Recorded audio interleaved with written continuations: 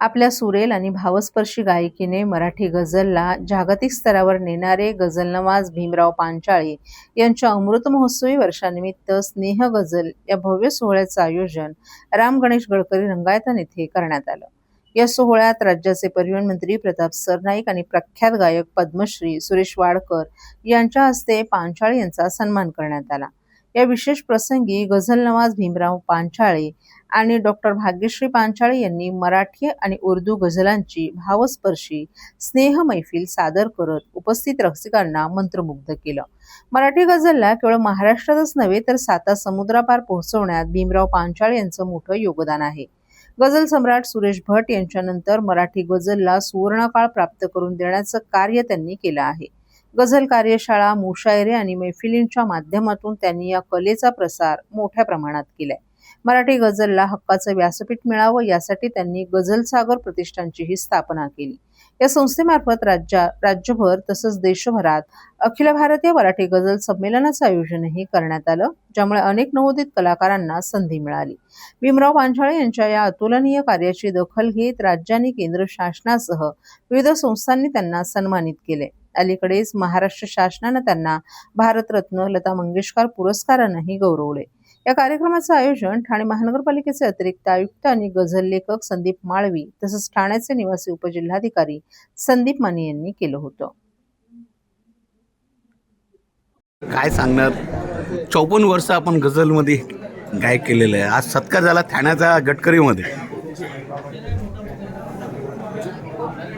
काय सांगू मी, इतकं आनंदित आहे आणि एक असं म्हणतात की कारवा आहे गझलचा, जायचे आहे पुढे, हे मराठी गझल वैभव न्यायचे आहे पुढे, तेच प्रयत्न सुरू आहेत। आणि त्याला आता आजचं हे निमित्त लाभलं की रसिकांना 75 तेवढी महत्त्वाची नाही आहे, पण त्या निमित्ताने गझल ऐकवायला मिळते आहे, सगळ्या जुन्या नव्या साथीदारांना भेटायला मिळत आहे आणि रसिकांना भरपूर ऐकवायला मिळतं आहे। आज हा आनंद आहे आजच्या दिवसाचा आणि म्हणून मी खूप खुश आहे। जसं आपण म्हणालं की हा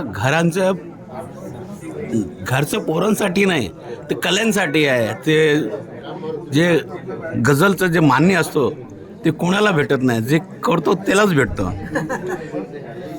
आणि कसं आहे की जो करेल तो त्या कलेचा वारस, आणि जो मनापासून करेल, रियाज करेल, मनचिंतन करेल, अभ्यास करेल आणि रसिकांसमोर प्रस्तुत होईल आपल्या पूर्ण मनोभावे, की मी म्हणतो ना की बा रसिकांच्या कानावाटे मनात त्या शब्दांचा आशय पोचला पाहिजे, हा प्रयत्न जो करेल त्याला गझल कळते। रसिकांना काय सांगणार?